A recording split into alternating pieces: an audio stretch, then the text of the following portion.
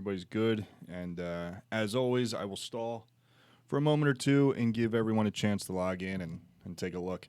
All right, so today is going to be designed for you to ask questions. So if you have any questions, you got to put them in the chat to the side and just make sure that I can see them so I can follow along. And also, if you're here watching, just, say hi. All right? I guess the delay is, a little weird today. Whatever. So let's see. I'm going to stall. Now, what I want to do is also kind of give you an idea of what's been going on with me because I know everybody cares. So let's show you what I've been doing in the backyard here at my house. Now, the backyard that we have attached to the house is a house that we just bought not long ago. So let's see. I started a garden.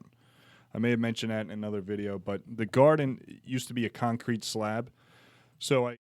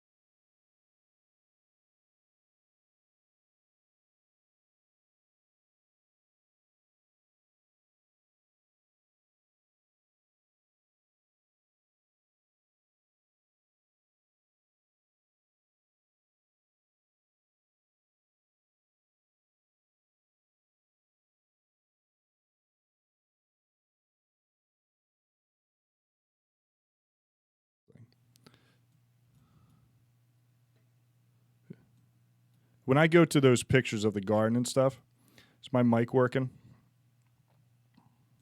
All right, let me go back to the picture And let's see here. I may have just been talking to nobody this whole time. Let's see. Let me hook up the mic. Audio input capture. Add existing. Mixer microphone. Okay.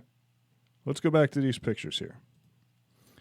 I don't know if my mic was working or not. So let me know if you heard any of that stuff. So for the garden, what I was saying was, Connor, I was trying to answer your question. I don't know if you heard any of the answers, but here's the garden, okay? All right. I'm going to start over. This is highly embarrassing, but for the two people that are here, I guess you're the ones who are seeing it anyway. So here's the garden. It's 10 by 20, so 10 feet wide, 20 feet long. We're going to plant peas, tomatoes, peppers, corn, sunflowers, everything in there. It's going to be real packed and condensed, and it's actually going through some changes from what you see in the picture already. I really tilled it up pretty good and brought in some fresh topsoil and what have you. Earlier, this whole area here was a concrete pad, and the back area by the compost that you see on the left was completely overgrown. And there's a tree there. It looks like a nasty bush, but it's actually a fig tree. Okay, so the fig tree was, something that we didn't realize we had until. So anyway, I think the mic is working now. Let me know if you guys are hearing me at the moment with the picture of the garden. The fence in the background had to be repaired. That was all sagging. I put a couple new posts. Needs another one. I cut 3 trees down that were attached to the fence, big, nasty evergreen trees. So that's that. Now for the chicken coop. Let me show you that thing here. So chicken coop, again, let me know if you guys can hear me, okay? The chicken coop at the moment looks like a table, but this is just the base. I haven't gotten around to doing the rest of it just yet. I'll put some work into that today and tomorrow. But it looks like a table. The top part is going to be all enclosed with 4 walls and a roof, and that will be where the chickens sleep at night, the actual coop. I'm going to attach the fenced-in area where they can come out during the day. Okay, thank you. So you guys can hear everything about the garden and the chicken coop now. I'll keep going in the meantime. There'll be a ramp from the table down to the ground where the chickens can go up and down as they see fit, and they'll be able to actually hang out underneath and get in the shade and this and that. All that will be blocked off with chicken wire, and so nothing get in, nothing get out. We do have like raccoons, and raccoons would be a danger to the cats, or to the chickens. So the bottom half will be kind of surrounded by the chicken wire, so raccoons can't get in there. And I do know that we have a couple of stray cats living around. Well, for the feed of the chickens, yes. If we have about the space that we have in that coop, it's 4 feet wide by 8 feet long. That's about 32 square feet. And you can have about 10 chickens. That's the upper limit. So we're probably going to have 6 to 10 chickens. With 10 chickens, you should get about a half a dozen eggs every day. So every other day, you get a whole dozen eggs. And they'll be, healthy, organic, all that stuff. Now, for the feed, they can actually eat a lot of chicken scraps, or food scraps. Sorry, I'm still waking up. So you can use your food and table scraps to feed the chickens. There are some exceptions. They don't want to eat junk food or anything like that. But they will eat orange peels. They will eat any seeds or just leftover vegetables from your dinner. And most people don't realize this, that chickens are actually omnivorous. So they will eat bugs and worms, and they will even go after a mouse. So if you have a mouse infestation, let loose some chickens. They will tear those things up, and they will eat them all. Some cats will just play with them and not actually know what to do. A chicken is more deadly for a mouse than a cat. So having said that, the chicken feed costs will be minimal, but we have a Tractor Supply not far from here, and it's a store, if you're not familiar, where you can get all kinds of farming stuff. So I'll buy like a 50-pound bag of chicken feed and just throw some in there, and in the meantime, they're going to be eating all the bugs and stuff in the grass. Now, off to the side of the picture, if I bring that picture back up, right? Off to the side, off to the left, we have a willow tree. Now, we found last year that the willow tree has an ant's nest somewhere in there, and I tried killing them all, and they just kept coming back. the chickens will eat all those ants and take care of it for us better than I can. So that is what has been going on with me in the backyard. Now, as far as how we actually film these videos, I mentioned in one of my videos yesterday how we do that. So let's show you the sound mixer that I have here. The sound mixer is that thing right in the center behind the mic stand next to the speaker.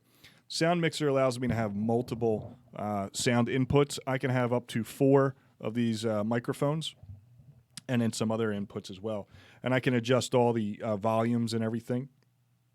And, you know, it makes it sound more professional. Let me actually zoom in a little bit. So it helps with the sound quality because you can adjust the bass and equalize it just like you can a car stereo. So this is a very good way to get good sound. And you can see all the knobs and stuff like that. It's pretty cool. All right, now for the mic that I've been using, it's just on a regular mic stand, and I keep it in front of my laptop that I'm using to actually do all this live stream stuff. And it's not terribly expensive. The mixer, I think, was like $200. The microphone itself was like $80. You have various cables and all that. So for like $300 to $400, you can have a very good sound recording system. And that's exactly what it is, Connor. That's something, this is a lower end. It's not a professional grade mixer, but this is the kind of thing people would use for podcasts or recording a band in a small area. And it's a USB, so it plugs right into the computer through a regular USB port. And that makes this driver free. So I don't need any drivers or install it or anything.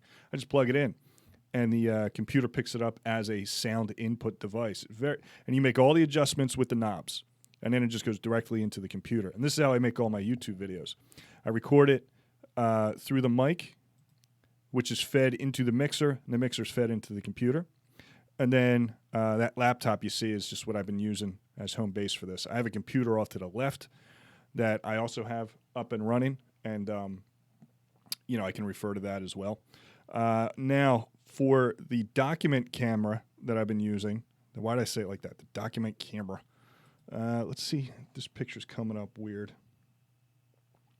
Rotate 90 degrees clockwise. Hang on a second, you guys.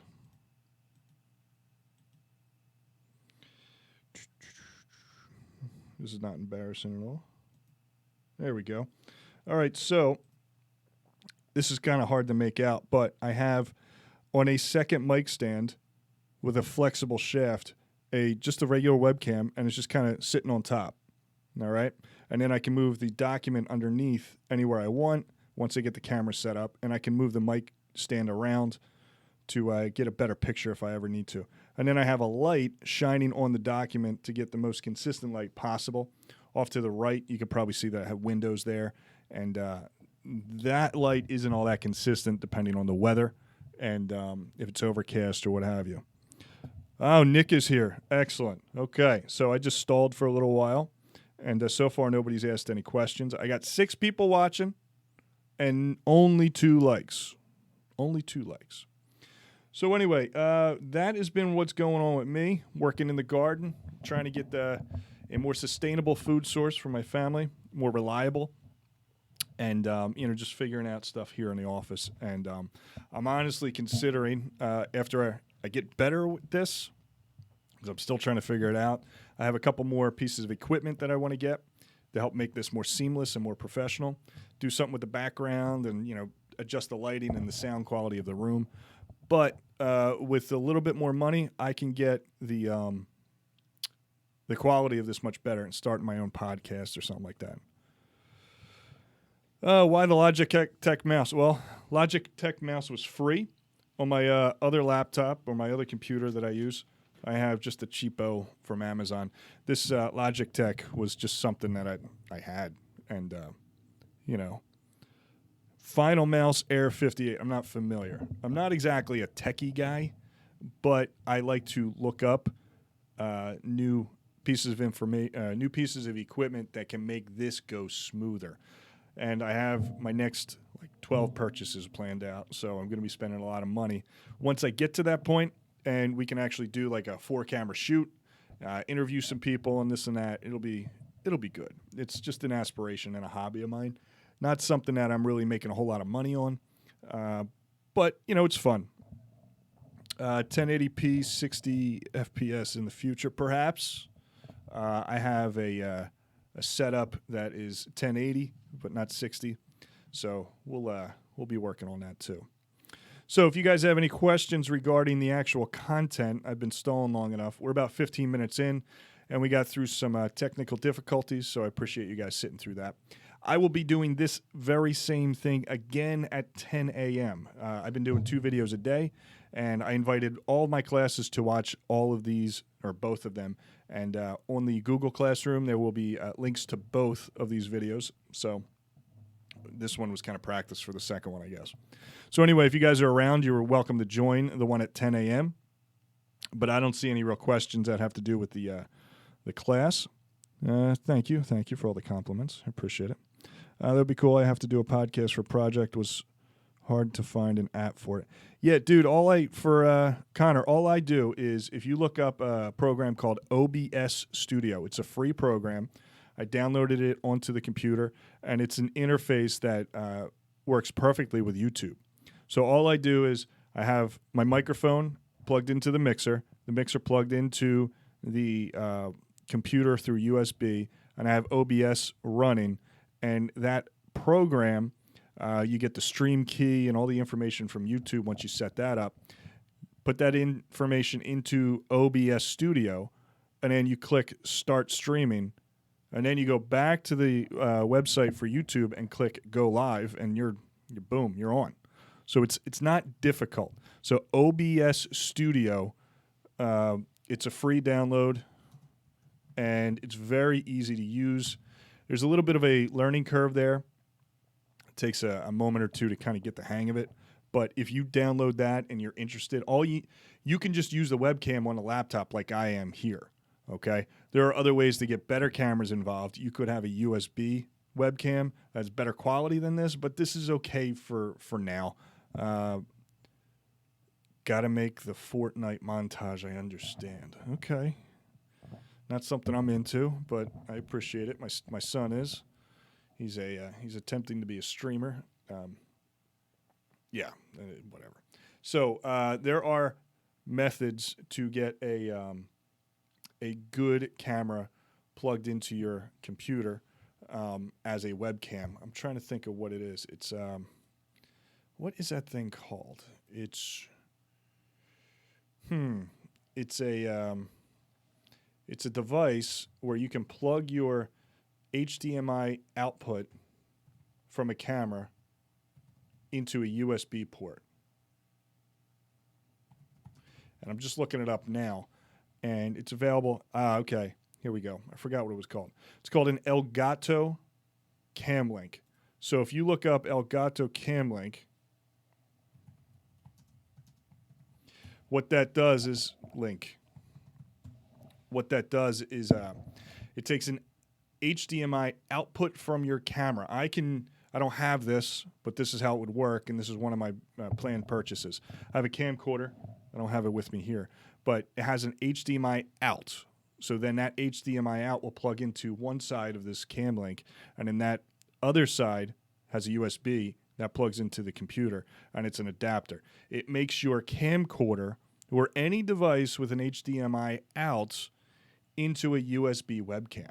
So there might be a way to do it with a phone, but there's other easier ways to do it with your phone. If you look up, what was it called? Look up hashtag live droid. Now, I have an Android. I don't know what kind of phone you got, but if you have an Android, that app, hashtag live droid, is some sort of way of getting your Android phone to be a webcam. Never tried it. I do have it. I never really gave it a shot. All right, we're getting a question here. Josiah says, I'm getting the hang of the chemical equations. How do you balance and how do you determine what type of equation it is? But could you send some more extra practice so I can have more examples. Okay, so what I will do is I'm going to bring this to a close in a few minutes, and I will look up a new worksheet to give you some more practice. The only thing I can really do, Josiah, is to recommend to go back and watch the past couple of videos, because all the information I'm going to say is in those videos anyway. All right? Nick. All right, so all the information you're looking for of how to balance, how to predict, how to identify, that's in those previous videos. But I said those in the wrong order. When you're given a question, the first thing you do is decide what kind it is. Then you have to figure out what the products are. Then you balance. So identify, predict, and balance. If you can do those, you'll be set. So I'll get you another worksheet, and I'll send it to just you, okay? All right, now, announcement time. If you guys hung out long enough, here's the deal. Today's Wednesday, right? All right. Tomorrow, no videos tomorrow. Change of plans. No videos tomorrow. Instead, what I'm going to do is I'm going to put up a quiz. This goes for all my classes. I'm going to put up a quiz, and that quiz will not be due until after spring break is over. So you have all of spring break to give it a shot, all right? It won't be long. It won't be crazy, but it is something to give you some sort of accountability for your grade, all right? So Josiah, if you're a little shaky, I would rewatch those videos, spend some time practicing that stuff first before you try the quiz, all right? All right, so we're 20 minutes in, and I talked very little about chemistry, but that's fine. I'm going to do this again at 10 a.m. So if you have a question that you did not get a chance to ask, log back in at 10, find the link under Google Classroom, and we'll do this all over again. All right? All right. I'm going to find that worksheet for Josiah. And Josiah, I'll just email to you. I don't want to confuse everybody with whether or not it's due or whatever. So I'll just email you the worksheet specifically. All right, cool. I'll see you guys at 10 if you're going to log in. If not, I'll talk to you again soon. All right.